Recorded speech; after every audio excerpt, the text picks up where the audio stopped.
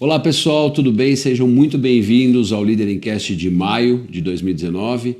Tenho o prazer de receber Carlos Alberto Marçal. Marçal, muito obrigado pela sua presença. Prazer é todo meu, Fábio. Pelo seu tempo, pela disponibilidade e pela vontade de participar e ajudar a gente com o programa Líder em Cast. Uma honra ter você aqui.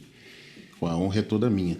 Num primeiro momento, eu me surpreendi com a possibilidade, com o convite, mas assim, pela causa, por tudo que vocês estão querendo proporcionar, achei fantástico, maravilhoso, e o que eu puder contribuir, eu estou à disposição. Com certeza, contribuir com a tua história, com a sua vivência e com a comunidade que segue e assiste a gente.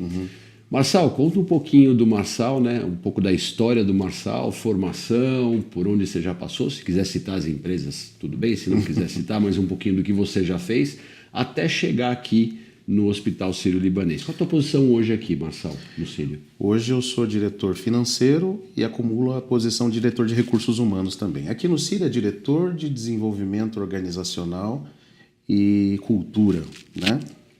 Então, tanto a cultura organizacional quanto a área de desenvolvimento. E acumulando com a área financeira. Duas áreas, então. Duas áreas. Tá fácil a vida? Não, fácil não tá. Não dá para ninguém, Fácil mas para não tá. você especificamente, talvez não esteja... Não, é difícil. É difícil, mas eu sempre digo o seguinte, né? Tudo que a gente aprende na trajetória, tudo que a gente agrega de informação na carreira, as experiências vividas, né, Fábio? Eu acho que são importantes, né? Ter um processo de delegação formal, firme, muito bem feito, trabalhar por projetos, trabalhar com foco, metas, acompanhamento, isso tem me ajudado bastante.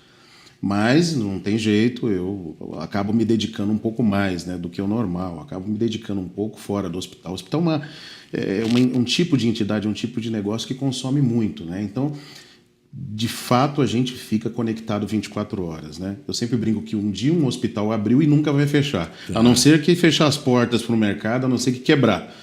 Né? Então, você necessariamente tem que estar disponível todo o tempo. Né? E isso, a gente, com o exercício e com o passar dos anos, a gente vai aprendendo. Né? Legal. Conta um pouquinho da sua história, formação, por onde você passou, Marçal. Quantos anos você tem? Fábio, eu tenho 51 anos, né? Já tenho uma experiência, já são 34 anos de carreira. Comecei minha carreira muito cedo.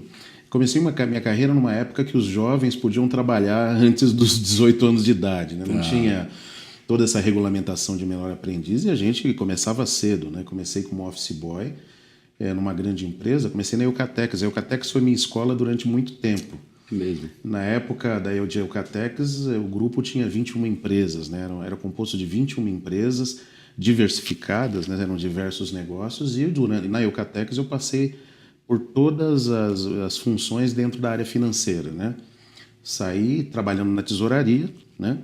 Fui, obviamente, como todo aventureiro, fui tentar buscar o meu próprio negócio, numa época difícil, que tinha recém sido estabelecido o Plano Collor, e aí, como várias empresas tiveram dificuldade, com a minha não foi diferente. Né? Eu acabei tendo dificuldades, voltei ao mercado formal. Quanto tempo você ficou nessa fiquei 2 anos. 2 anos? 2 anos na parte de artes gráficas e tudo mais, e voltei para o mercado formal, tive mais uma passagem rápida na Eucatex. E aí fui passando, vou resumir porque a minha história é longa, né? Fui passando por vários setores de atividade. Passei por construção civil, passei por telecom, passei rapidamente por publicidade, propaganda. Aí eu costumo dizer que naquelas diversas situações que a gente vive na vida, naqueles momentos de tomada de decisão, surgiram duas possibilidades, né? De eu ir para a área farmacêutica, trabalhar na área farmacêutica e atuar na área de saúde. Né? Num momento em que a área de saúde não estava profissionalizada, era o início de todo esse movimento que a gente está vivendo hoje. Né? Então, eu hesitei muito em tomar a decisão de ir para o Grupo Unimed. Na época, foi o Grupo Unimed que me chamou. Né? Hesitei porque eu achava, puxa vida, como é que vai ser trabalhar com empresas não profissionalizadas, empresas que ainda estão formando a ideia de governança corporativa, trabalhar em cargo executivo, como é que vai ser minha ascensão, como é que vai ser meu crescimento, né? Mas eu acredito que o processo acabou caminhando muito rapidamente, o apetite da empresa naquele momento era a Unimed Serviços, eu ia entrar numa cadeira de tesouraria na época. Obviamente fui entrevistado por uma pessoa que me encantou muito, que é minha amiga até hoje, que é a Sueli Stancioni, e ingressei na área de saúde, meio sem entender ainda como funcionava o setor, né? tinha vindo de outros setores de atividade, e comecei minha carreira e comecei a me encantar com a área de saúde. Bom, na Unimed eu fiquei mais ou menos uns 4 anos, passei pela área de tesouraria, fazia controle financeiro e passei pela área de mercado financeiro, que lá era segmentado. Então, sua formação original é eu na sou área administrador de empresas, administrador de né? empresas, Com ênfase em finanças, né? finanças. Com todas as minhas especializações feitas em finanças. E me apaixonei pela área de saúde. Essa minha, vamos dizer, minha líder, que na época fez o processo seletivo, acabou saindo e foi para a Medial Saúde na época. E eu fiquei na Unimed, mas ela logo depois acabou me convidando para trabalhar com ela, né? Sempre com um estilo muito peculiar. Olha, é para fazer muito mais do que você está fazendo, não necessariamente para ganhar mais do que você está ganhando, e para fazer um trabalho todo de consolidação e reformulação da área financeira, né? E assim foi feito. Eu fiquei na Medial durante 6, quase 7 anos.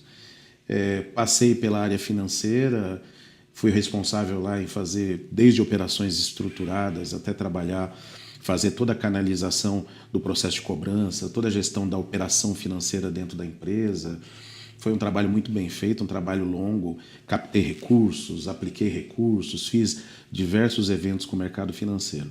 Num dado momento, e aí um pouco da dúvida e da curiosidade de muita gente, né? O que você foi fazer em recursos humanos, né? Eu tinha um presidente que é um cara muito visionário, muito entusiasmado, né? Sobretudo com a possibilidade de você trabalhar com as pessoas em diversas posições. E o Álvaro, uma vez, nós tínhamos recentemente perdido o diretor de recursos humanos, que tinha ido ocupar uma posição numa área de negócio, né? E ele me desafiou, falou, olha, pensou na tua vida em tocar recursos humanos, não? Eu falei, cara, eu nunca pensei em tocar recursos humanos. Eu sempre fui voluntário para todos os projetos de recursos humanos, né? Mas eu não tenho formação em recursos humanos. Apesar de ser muito entusiasmado com o trabalho, eu não tenho formação. Não, mas pensa bem, porque você tem um tinozinho de recursos humanos. Eu acho que vai dar muito certo, eu acho que você vai agregar valor para a gente. Me deu uma semana para pensar para assumir uma diretoria adjunta na época. De recursos De recursos humanos. Olha, eu ia assumir uma diretoria com uma equipe já formada de recursos humanos que não seria promovida, vindo de uma outra estrutura e com o desafio de impulsionar a área de RH. Ele me deu uma semana para pensar, como ele era um cara completamente sem paciência. Em dois dias ele já começou a me questionar e eu acabei aceitando, Fábio, e fiz a migração para RH. Nesse momento a gente estava recebendo um diretor executivo de finanças, que hoje é muito amigo meu. Eu falei, acho que está na hora de buscar uma outra atividade lateral, já visando enxergar mais um contexto generalista dentro da organização, ou seja, começar a ampliar um pouco os horizontes dentro da empresa, né? Eu vou te falar uma coisa, foi das melhores experiências profissionais que eu tive. Eu toquei a área de recursos humanos lá por bastante tempo. Fiz de tudo, fiz clima organizacional, fiz gestão de desempenho, fiz gestão de administração de pessoal, fiz folha, fiz clube de funcionários, fiz gestão por competência, fiz trabalhos voltados à assistência social dentro da empresa, fiz check-up executivo, enfim.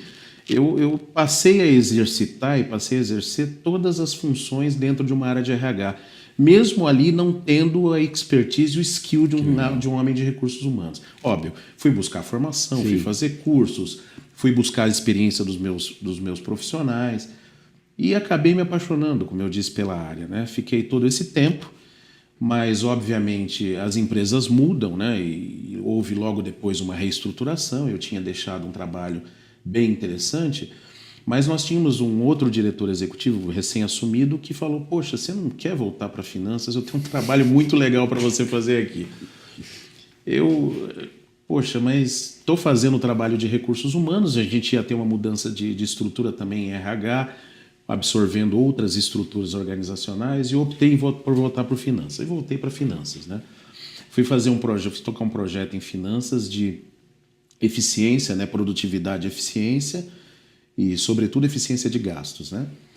E fiquei em finanças um determinado momento. O presidente meu do passado, que tinha me levado para a Medial Saúde, veio tocar um projeto aqui no Sírio-Libanês.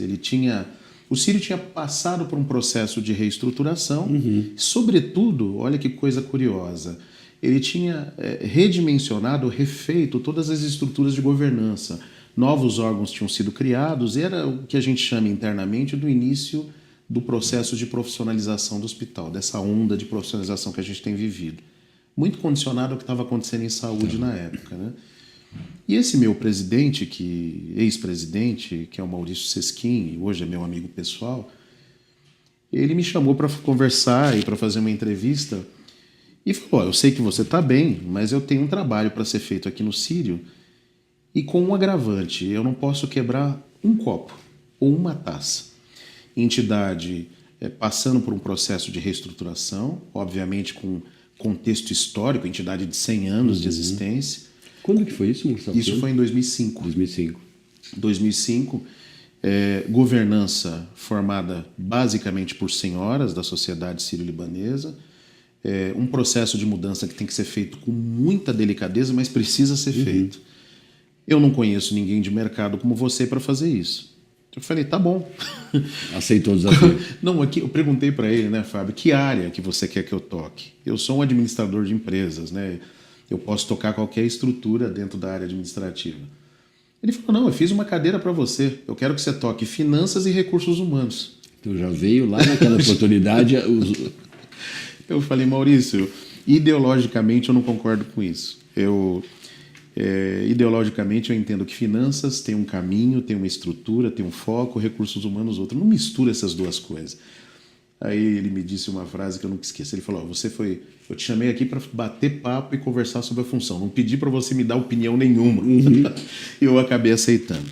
Ingressei aqui no hospital em 2005 e não era só, naquele momento, Fábio, finanças e recursos humanos, né? Eu era uma espécie de diretor administrativo financeiro, então eu tinha a responsabilidade de todo o planejamento estratégico naquele momento, as duas áreas que eu já citei, um pedaço da estrutura operacional do hospital, um segmento operacional também estava comigo, toda a parte de outras estruturas administrativas que não estavam em outras áreas. Então eu era um super gerente administrativo financeiro que tinha o objetivo, tinha por principal incumbência ajudar a conduzir todo um processo de transformação aqui no Sírio, obviamente contratar os meus pares, que a estrutura estava sendo formada naquele momento, e dar cabo de uma série de coisas, do planejamento estratégico, de reestruturar o planejamento orçamentário e custos, ajudar no processo de reinserção da marca, de fortalecimento da marca, acreditações de qualidade, participei de forma ativa, e uma série de coisas, né? E, obviamente, nesse período, eu estou há 14 anos aqui na instituição, eu já passei por muitas coisas, né? E, às vezes, eu faço uma reflexão de que eu não saí até agora porque, sistematicamente, eu estou mudando de posição, né? Então, já saí dessa cadeira conjunta de RH e finanças, passei a ser um diretor financeiro clássico, tinha estrutura jurídica e tinha estratégia. Isso foi até mais ou menos 2014, mais ou menos, 2014, estamos em 2019, 2014. Em 2014 eu estruturei a área de gestão estratégica e criamos uma diretoria específica para a área de estratégia, fundamental. Continuei com o jurídico e com finanças. Em 2017, nós estamos em 19, 17, nós estruturamos, eu fiz o projeto de compliance aqui no hospital, estruturei a área jurídica junto com a área de compliance, contratamos uma executiva, né, que é minha par hoje, e aí deixei a estrutura jurídica, a estrutura de compliance e fiquei só com a área financeira, né? Estava feliz da vida, tranquilo na minha área financeira, no meu core principal, quando com o início do ano passado, né, de 2018, né, fui chamado pela direção do hospital para assumir também a área de recursos humanos novamente. Nós vivíamos um processo importante em RH com a saída de um antigo diretor, essa posição ficou vaga, e eles me convidaram para assumir, porque eu precisava estabilizar a área, conduzir um processo de planejamento e de revisão de do projeto de recursos humanos da empresa, incluindo a questão de cultura organizacional, e não tive opção de não aceitar. Aceitei, então eu estou acumulando as duas atividades há praticamente 1 ano e 3 meses, mais ou menos, né? Como eu digo, em finanças, exercendo as funções mais pragmáticas na administração, em trabalhar com orçamento, trabalhar com resultado, fluxo de caixa, etc. Em recursos humanos, me espiritualizando, né? Trabalhando com diversas atividades, como gestão de desempenho, gestão de competências, fazendo os projetos de qualidade de vida. E algumas coisas que são sinérgicas, porque eu sou responsável por um projeto de eficiência aqui no hospital, conduzido por finanças, mas como recursos humanos participando de forma fundamental. Então tem vários projetos que essas duas áreas elas se encontram, né? E obviamente a pessoa é um só, e aí eu tiro o chapéu e substituo o chapéu nas horas que eu preciso fazer. Muito legal. O Marçal, e quando você fala de ter as duas cadeiras, né, a pergunta que mais chama a curiosidade, quando eu lancei, né, a chamada para o teu programa, vieram já de cara algumas perguntas. Poxa, mas não são áreas conflitantes? Aí até agora, mais para o final, você falou justamente onde elas se encaixam, né? Mas em nenhum momento gera um conflito você ter hoje essas duas cadeiras, né, o financeiro e a área de recursos humanos. Como é que você vê isso? Que leitura você faz? Muita gente, Fábio, me pergunta isso, né? E sistematicamente eu estou no mercado, estou falando com pessoas mais jovens, dando aula para alunos aí que estão fazendo especialização, inclusive aqui no hospital, e as pessoas me perguntam bastante. Eu acho que depende fundamentalmente do mindset, do mindset daquele executivo, ou seja, em conseguir compatibilizar as duas funções sem se contaminar com uma ou com outra. Então, por exemplo, eu por vezes me vejo decidindo, por exemplo, ou propondo investimentos, aspas, investimentos em treinamento e desenvolvimento. Justamente. Mas eu tenho a visão do planejamento de longo prazo financeiro da instituição. Então eu sei que eu posso fazer uma aceleração na minha agenda de treinamento e desenvolvimento, mas dentro de uma condição austera frente aos resultados que a organização tem. De uma política, de um compliance, sempre levando em consideração. Isso. Por isso que eu digo sempre que essa questão do mindset, porque você, sistematicamente, você é testado a confundir as duas atividades e aí você acaba perdendo força em uma delas, né? Por exemplo, eu estou dando o exemplo de treinamento e desenvolvimento, em acelerar, ou poderia dar o exemplo de remuneração. Nós estamos buscando, na área hospitalar, aumentar a nossa competitividade em relação ao mercado, a outros mercados. A área hospitalar, nesses últimos anos, tem sido pródiga em atrair profissionais de outros setores. Isso não é uma coisa que faz parte da nossa cultura de longo prazo. Isso me gera um desafio na área de recursos humanos de melhorar os sistemas de remuneração e melhorar a atratividade do nosso negócio para que a gente possa ser uma marca empregadora e atrair profissionais. Então, obviamente, eu poderia acelerar esse movimento de forma mais efetiva, mas eu tenho agenda financeira, eu tenho a sustentabilidade do negócio, eu tenho que fazer um equilíbrio entre os investimentos da organização e as suas agendas mais sociais, voltadas a recursos humanos e tudo mais. Então, como eu já vivi isso, eu tenho relativa facilidade para fazer isso, de trocar, como eu digo aqui internamente, trocar chapéus. Para algumas pessoas, eu conheço vários executivos de mercado que têm um pouco mais de dificuldade, que fizeram as duas funções. Mas a instituição acabou me chamando, eu acredito, né? Eu já perguntei para os meus líderes por que eles invocaram, por que eles me chamaram para isso. Mas justamente por eles me respondem isso, por essa capacidade de transitar nas duas funções e conseguir otimizar o trabalho voltado para a geração de valor nas duas áreas, né? Óbvio, e aí é uma pergunta que você pode me fazer na sequência, e as pessoas que estão assistindo. Óbvio que em alguns momentos o conflito surge, né? E o conflito surge e você tem que entrar numa linha que é uma linha muito tênue daquilo que é correto e do bom senso, né? Que você tem que, obviamente, buscar na organização, sobretudo numa organização com esta característica, né? Característica muito peculiar, entidade filantrópica, sem fins lucrativos, sociedade beneficente, não tem um acionista, mas tem uma governança absolutamente complexa. Então, o trabalhar em todo esse cenário e lidar com expectativas em todas essas instâncias e todos esses órgãos é relativamente complexo, né? Mas eu acho que, por exercício de atividade, eu acabei aprendendo. Né? Já está tudo caminhando. Acabei aprendendo. Marçal, o tema central do programa, você trouxe tanta informação boa para a gente que a gente até acaba entrando no tema central. E o tema central é um pouco do paradigma de liderar no segmento da saúde, né? Você que vem numa experiência diversa, não necessariamente originalmente da área de saúde, como é que é? É diferente, Marçal, de qualquer outro tipo de indústria ou para as indústrias pelas quais você atuou? Porque aqui a gente está falando que, ok, eu sou líder, eu cuido de gente, e aqui o desafio é eu sou líder cuidando de gente que cuida de gente. Né? Fala um pouquinho para a gente, como é que é isso, Marçal? Quais são os paradigmas, as diferenças? É diferente liderar uma empresa voltada É um pouco, para a saúde? Fábio. A pergunta é excelente. É um pouco. Eu vou me permitir dar um passinho atrás e falar um pouco do segmento no que diz respeito aos movimentos de estruturação que ele teve, né? Eu sempre coloco... Tem vários marcos, né?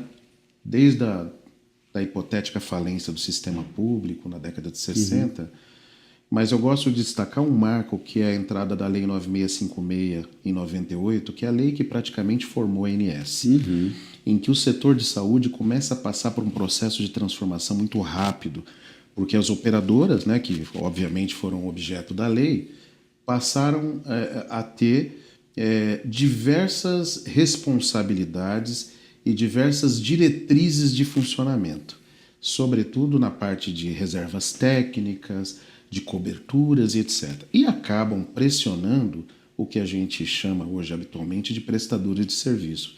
São os hospitais, clínicas, policlínicas, laboratórios, médicos, etc. Eu sempre digo que isso foi um marco porque isso acelerou um processo de empresas que recebiam as suas contraprestações, os seus pagamentos em pré-pagamento, eram previamente pagos antecipadamente, como setor, como mercado segurador, e pagavam suas indenizações 30, 45 dias depois. E, obviamente, num período de hiperinflação e de correção automática de preços, esse processo fazia com que elas tinham os seus resultados fora da sua operação. A operação ela não era tão necessária, né? O resultado era obtido fora, muito embora várias empresas tinham resultado. Isso fez com que as operadoras, o que a gente chama hoje de operadoras, que no passado eram medicinas de grupo, né? Elas crescessem em torno de 25% a 30% ao ano num determinado período, né? Com essa pressão, todo mundo teve que se regular. E as empresas, inclusive, falando agora mais propriamente dos prestadores, tiveram que se adaptar a essa nova regra de mercado. Como a gente diz hoje, aperto nos descontos, aperto nos preços, aperto nas glosas, decisão da operadora em te passar os pacientes em função de uma equação financeira. Hoje isso é bastante típico, né? Hoje o mercado pede previsibilidade, pede custos compatíveis, né? E isso é uma condição fundamental, inclusive, para nós consumidores, né? De serviços de saúde. Então, eu costumo fazer esse preâmbulo pelo seguinte, porque o setor passava por um período de acomodação, né? Empresas familiares, né? Algumas buscando processos de profissionalização e obtendo sucesso com esses processos, outras ainda atrasadas nas suas práticas de gestão, nas questões de desenvolvimento de sistemas, desenvolvimento de processos e na sua agenda de governança e gestão. E essa pressão fez com que essas empresas passassem a entrar nessa nova lógica, ou na lógica normal de mercado, né? Na minha cadeira financeira, eu tenho ainda muito contato com o pessoal de mercado, né?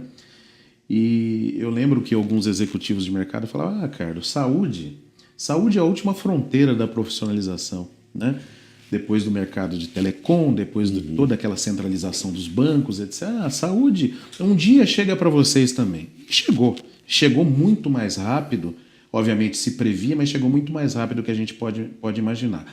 Mas o setor carrega ainda alguns aspectos, alguns vícios, algumas questões culturais que são muito peculiares a ele, né?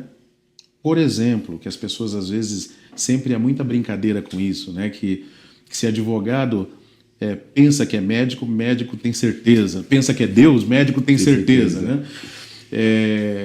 Obviamente, os médicos que naturalmente foram os precursores das grandes empresas de saúde que nós temos no Brasil, operadoras, hospitais, etc., são pessoas inteligentíssimas, mas as estruturas, elas cresceram, as estruturas operacionais, administrativas, elas cresceram mais ou menos a reboque. O foco era a prestação de serviço, como em outros setores, né, Fábio? O foco era prestar um serviço de excelência. E, óbvio, se você buscasse e tivesse estruturas compatíveis do ponto de vista administrativo, bem, se você não tivesse recurso para isso, você ia canalizar para o teu negócio. Isso, eu acho que foi um determinante para o processo, para o atraso tecnológico que a gente, obviamente, viveu na área de saúde, né? Modelos de gestão extremamente, como eu chamo internamente, voltados para o comando-controle, estruturas muito verticalizadas, né? Você pode perceber estruturas de enfermagem, estruturas de fisioterapia, estruturas de medicina, estruturas de biomedicina. Normalmente essas áreas sempre foram geridas por líderes duros, formais, que obviamente muito bem preparados do ponto de vista técnico para a atividade que eles desenvolviam, mas lidando ainda com um modelo de gestão extremamente verticalizado. Eu acho que isso também é fundamental e é uma das questões que mostraram bastante diferença do setor. Empresas que passaram a se profissionalizar bem depois do movimento formal, do movimento mais bruto de mercado. Então eu diria para você que de 98, anos 2000 para cá, eu acho que se acentuou muito a profissionalização. Quando eu digo profissionalização, eu estou dizendo gestão estratégica, visão de negócio, orientação para o cliente, foco no cliente, relacionamento com o mercado, políticas de qualidade, governança corporativa, cobrança de metas dos executivos, etc. Por que não programas de participação de resultado, fazer os executivos participarem da vida da empresa? Então isso é relativamente recente. Então eu acho que todos esses fatores combinados, né? Mas os movimentos de setor, os movimentos de mercado que vieram sendo incorporados, mas agora, mais recentemente, a abertura do capital estrangeiro dentro do setor de hospitais, sobretudo, que fez com que grandes grupos viessem, a formação das grandes redes, a consagração de projetos adequados, de bons projetos de administração e gestão, isso tem facilitado o movimento de profissionalização e de liderança na área. Agora, temos grandes desafios, né? Desafios com a sistematização administrativa, os ganhos de produtividade, como a gente diz mais em linguagem hospitalar, a saúde baseada em valor, a gente tem falado muito isso. Como que é o desfecho em saúde? Hoje o paciente ele quer sair com uma experiência boa do serviço. Nós consumidores hoje, a gente consome todo tipo de serviço muito bem consumido, né? Sim. A gente pesquisa, a gente vai atrás da informação, a gente não contenta com o diagnóstico, como a gente se contentava no passado. O perfil mudou. Então eu acho que hoje a área de saúde, que obviamente já está beirando praticamente 10% do PIB no Brasil, vai carecer e carece de grandes líderes, grandes profissionais, pessoas que não necessariamente nasceram em saúde, sobretudo nas estruturas administrativas. Você acredita, inclusive, numa migração não também, Marçal, cada vez mais de líderes não tenho dúvida. Que são oriundos de segmentos, de outros segmentos, virem para o segmento da saúde? O segmento da saúde hoje busca no mercado profissionais que vêm de outras áreas? Fábio, de fato, o que acontece? Eu acho que tem um fator que é muito importante nessa resposta que eu vou dar. Nós temos, alguns setores já viveram os movimentos que a gente está vivendo agora. Alta regulação, né? Incorporação tecnológica, discussões a nível de processo, ferramentas, eficiência, produtividade. São temas recorrentes, as empresas são agendas pertinentes e, sobretudo, constantes das empresas hoje em dia, mas essas agendas que a gente está vivendo nesse momento, e óbvio vai viver daqui para frente, passam a ser fundamentais para o nosso momento e trazer pessoas com esse skill tem sido muito favorável para acelerar determinados movimentos em saúde. Eu vou te dar alguns exemplos, né? Eu falo, por exemplo, o André Brandi é meu gerente de gestão orçamentária, que é um FP&A aqui dentro do hospital. O André era head de FP&A da Gol, veio da Gol. A Ingrid, que a gente falava há pouco, é business partner daqui, foi business partner da Natura. Eu tenho diversos profissionais da minha área, não só dentro da minha equipe, mas nas áreas pares, junto a outras diretorias, que são provenientes de outros setores de atividade, que de uma certa forma tiveram vivências que podem e vão com certeza agregar muito valor para a gente nesse momento, né? Isso tem sido muito curioso, porque num dado momento o setor de saúde era muito restritivo. Eu sou de uma época que, em recursos humanos, né, já que eu falei de finanças, vou falar de recursos humanos. A gente recebia em recursos humanos uma solicitação qualquer de contratação de profissional, uma solicitação, uma requisição de pessoal, e recebia junto o currículo anexo. Ou seja, a pessoa que eu quero contratar é esta pessoa daquele hospital lá ou daquela operadora, e não tem conversa, eu não vou fazer processo seletivo, não vou avaliar 3 pessoas que eu já sei. Altamente direcionado. Até a gente incorporar, como hoje, as boas práticas de gestão de recursos humanos, de atração de talentos, buscar, obviamente, uma oxigenação no quadro, buscar profissionais de todos os setores de atividade. A gente tem profissionais de diversos setores aqui. Óbvio, carregamos também grandes pessoas, grandes profissionais da área de saúde. Que é importante, né? Que é super importante. Mas as composições das áreas estão extremamente ecléticas, né? Nós temos feito um trabalho de RH com você, e aliás um trabalho super importante, que tem trazido muito valor para a gente. Eu fico pensando, né? A gerente de comunicação corporativa veio da área aeroportuária, veio do aeroporto. A Bruna, que é a gerente de desenvolvimento organizacional, veio da Abbott, né? A Gabriela, que é minha gerente de medicina ocupacional, veio de hospital. Mas, enfim, nós temos outros profissionais dentro da área que vêm de segmentos diferentes e segmentos com experiências diferentes ou algumas experiências iguais, né? Então, daqui para frente, eu acho que o profissional administrativo, as estruturas gerenciais, as estruturas de alta liderança, CEOs, deve haver e já está havendo uma migração de profissionais de outro setor, sobretudo para o setor de hospitais, né? Nós temos na Notre Dame Intermédica o Irlau. O Irlau foi um diretor de banco, sempre trabalhou em mercado financeiro, migrou para a área de saúde. Enfim, temos alguns bons exemplos de pessoas que têm feito muito sucesso no setor. Que legal. E fica a dica também para você que segue a gente no Líder em Cash, o que o Marcel está trazendo para a gente, que está pensando numa transição de carreira e que talvez, poxa, será que eu posso mudar, né? Ou seja, é aproveitar aquilo que você tem de conhecimento, de habilidade, de experiência num segmento diferente e saber que o mercado hoje de saúde é um mercado que busca profissionais de outros segmentos. Fica uma dica aí também para vocês. E altamente demandante, né? Esse ano, uma notícia que é bem interessante, esse ano, no que diz respeito a novos negócios, novos projetos que a gente implantou, expansões regionais, sem contar o giro da operação, nós contratamos 700 pessoas no CIE. Sem contar o giro. Se eu somar o giro da operação, o turnover que nosso é baixíssimo. Nosso turnover está em torno de 0,7 ao mês. Se eu contar turnover, nós vai para 1.000 pessoas contratadas. Então, assim, o setor de saúde tem sido pródigo na contratação. Os movimentos em relação à questão econômica são diferentes, muito embora extremamente afetado por desemprego, o setor de saúde suplementar ele está estagnado já há algum tempo, né?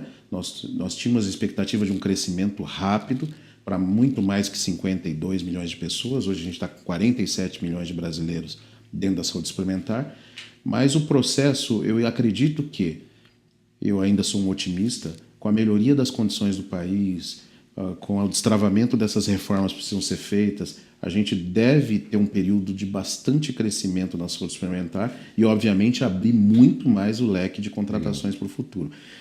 Área financeira, área de recursos humanos, área de marketing, comunicação, todas as estruturas formais administrativas existem dentro de uma área de saúde, dentro de um setor extremamente complexo, para quem gosta de complexidade, né? Muita gente me pergunta como é que é uma tabela de preços de um hospital, né?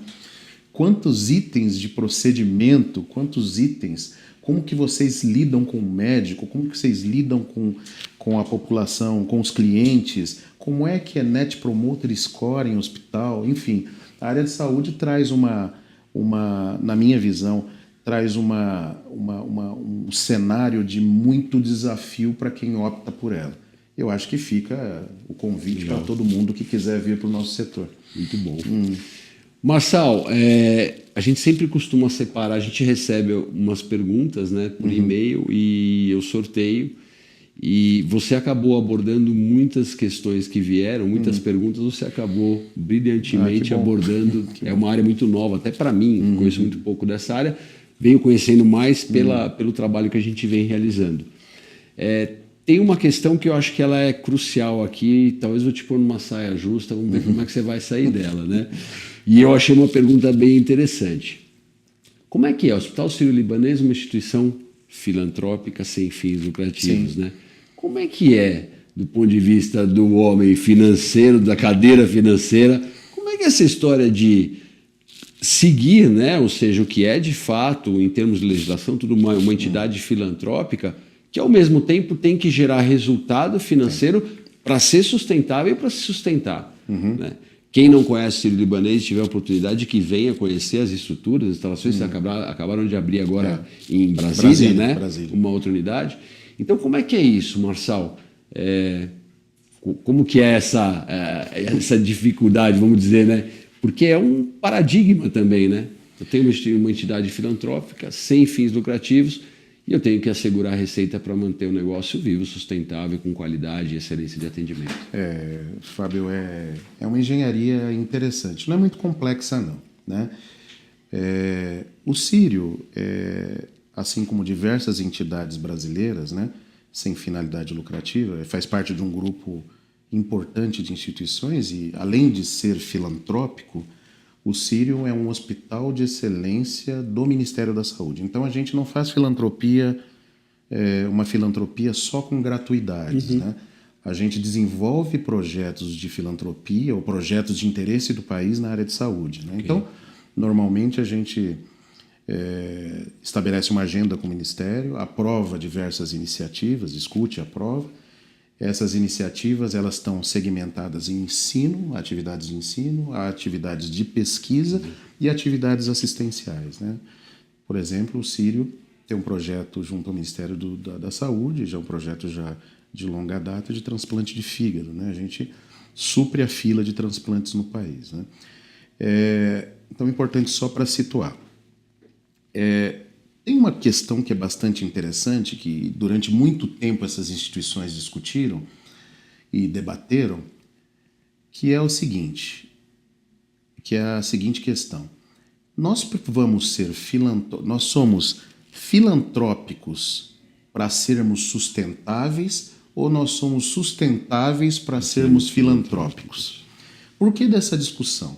Porque durante muito tempo havia um questionamento se essas entidades deveriam, toda a geração dela, tudo que sobra na última linha, porque você vai fazer projetos filantrópicos e vai ter alguma sobra, eventual sobra. E essa sobra? O que você faz com essa sobra? Você devolve, você investe?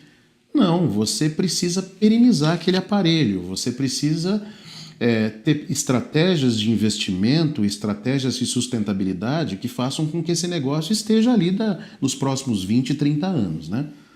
E isso foi uma linha de atuação que a gente seguiu aqui no Sírio e como várias outras instituições seguiram. Né? Ou seja, nós geramos o nosso resultado, nós pagamos todos os insumos, né? Pagamos os nossos custos variáveis, os nossos fixos, fazemos a filantropia. Né? Ou seja, a aplicação de recursos é baseada nas isenções do INSS sobre a folha de pagamento, INSS patronal, e do COFINS sobre a receita. Isso gera um determinado montante e a gente tem que devolver no exercício seguinte esse montante na forma de projetos. Depois que você faz esse montante, executa esse montante, você tem uma sobra que você reinveste na própria operação. Então você reinveste em projetos de, como eu disse, em projetos de investimento, em expansão. Quando eu faço, por exemplo, dentro do exemplo que você disse, um projeto de uma expansão regional em Brasília, eu estou aumentando minha receita, eu estou aumentando minha base de funcionários, que por sua vez vai gerar mais filantropia e eu vou devolver esses recursos para o país. Então esse processo é um processo de vasos comunicantes e que se retroalimenta em prol da filantropia ou em prol de você fazer gratuidade de um recurso público, de um recurso que é público e que você, obviamente, não incorpora no teu resultado. Tem uma coisa que é bastante interessante e importante. Essa entidade, a Sociedade Beneficente de Senhoras Hospital Sírio-Libanês, ela é filantrópica muito antes da legislação de filantrópicos, né? Então o Sírio já nasceu com esse DNA, já nasceu com essa vocação. Essa é uma entidade que sempre quis dar acesso à saúde para todas as classes de população. Obviamente, a gente recebe pacientes de alta relevância, notórios, etc. E isso confunde um pouco a atuação do hospital. Mas a gente já fazia filantropia muito antes da lei. Nasceu já com... Já nasceu com esse DNA. E hoje, Fábio, não há qualquer possibilidade, do ponto de vista da visão da governança e do propósito da instituição, que é conviver e compartilhar, de que essa instituição não seja filantrópica. Ela exerce projetos com maior tranquilidade e desenvolve outros projetos de filantropia sem contrapartida às suas isenções, né? Nós temos diversos projetos de apoio à comunidade, de apoio à coletividade, que a gente não usa desses recursos. São projetos da entidade, por ser uma entidade que quer ver o bem social, quer ver o bem comum. Isso é tão forte aqui que, recentemente, a Sociedade Beneficente de Senhoras, que é a mantenedora, criou uma OS, que hoje tem o nome de Instituto de Responsabilidade Social Sírio-Libanês, cujo principal objetivo, hoje, é gerir aparelhos públicos do Estado e do município, melhorando produtividade, melhorando qualidade dos serviços, com menos recursos. Então, hoje, esse projeto já é uma realidade aqui. Nós gerimos 5 aparelhos através desse instituto, que é uma empresa coligada ao Sírio-Libanês. Esses aparelhos, a gente tem conferido sistematicamente resultados muito positivos e ajudado a coletividade, né? E, obviamente, trazido todo o know-how conquistado em anos e anos. Essa entidade tem 100 anos de existência, o hospital tem 50 anos, mas a sociedade tem 100 anos. Todo esse know-how conquistado nesse tempo todo, transferindo para o Instituto de Responsabilidade, de forma que a gente possa ter, indiretamente, um benefício para a sociedade, no caso, a sociedade paulistana. Então, esse é um projeto que orgulha muito. Então, como eu disse para você, seria uma dúvida de como conduzir, mas o objetivo fundamental dessa entidade é melhorar a vida das pessoas, né? Talvez por isso que tem um RH... um financeiro tocando recursos humanos, né? Ou um recursos humanos tocando finanças, né? Porque o objetivo final mais importante é esse. Óbvio que se olha para a sustentabilidade, olha-se para a perenidade, olha para todos os indicadores sócio, a gente tem um cuidado com isso, monitora todos esses indicadores, mas o objetivo primordial dessa entidade é esse, é gerar o bem comum, trabalhar pelo próximo, trabalhar pela coletividade. Marçal, muitíssimo obrigado. Poxa. Foi um prazer ter você, aprender tanta coisa. Que bom. Acho que o que você compartilhou também, o que você trouxe para a gente de informação do Hospital Sírio-Libanês, para que as pessoas conheçam, também foi muito interessante. E mais do que isso, né, Marçal, essa experiência da liderança em uma gestão de saúde, que é para muita gente desconhecida. E no final, o que, apesar de toda a diferença e particularidade, eu continuo achando que liderar é liderar, né? Então a gente não vai fugir muito, mas foi muito importante para a gente entender todo esse contexto. Parabéns pela sua história, obrigado. Parabéns pela jornada, né, e pelo legado que você está construindo aqui dentro do Sírio-Libanês, e nosso muito obrigado por ter sido parte aí do Liderencast de maio. Sucesso para você. Obrigado, Fábio. Tá bom? Foi uma honra participar, foi uma honra a gente compartilhar tudo isso com o público, com o seu público. Espero que seja agregador de conhecimento e de valor para todos, né? A gente tem uma satisfação, a entidade está aberta. E como você disse, né, eu sempre digo o seguinte, né, o exercício de liderar organizações, de liderar grandes projetos, de liderar empresas, de liderar equipes, é um exercício que nunca mais vai sair da rotina dos executivos. Eu acho que a gente vem evoluindo e, obviamente, cada vez mais o fator humano e você estabelecer uma agenda efetiva que busque resultados qualitativos e quantitativos, mas, sobretudo, que traga geração de valor para as organizações e liderança é fundamental. Eu acho que isso nunca mais vai sair da rotina, nunca vai sair mais da roda e da cobrança de todos nós, né? Então, falar sobre isso para mim é uma satisfação, falar sobre isso com você, que é um parceiro, é muito gratificante, muito gostoso. Ficaria aqui mais algumas horas, bom, né? O papo é bom. Com certeza, ficaria mais algumas horas e é a maior satisfação. Quando você precisar de qualquer coisa que a gente possa ajudar... Eu vou aprontar mais coisa aí para o Líder em Cast coletivo, reunir todos os líderes que a gente entrevistou. Pode ficar tranquilo que tem retorno, você vai estar presente de novo. Eu estou à disposição. Tá mais uma vez, obrigado, Marçal. Pessoal, até a próxima. Sigam a gente, ok?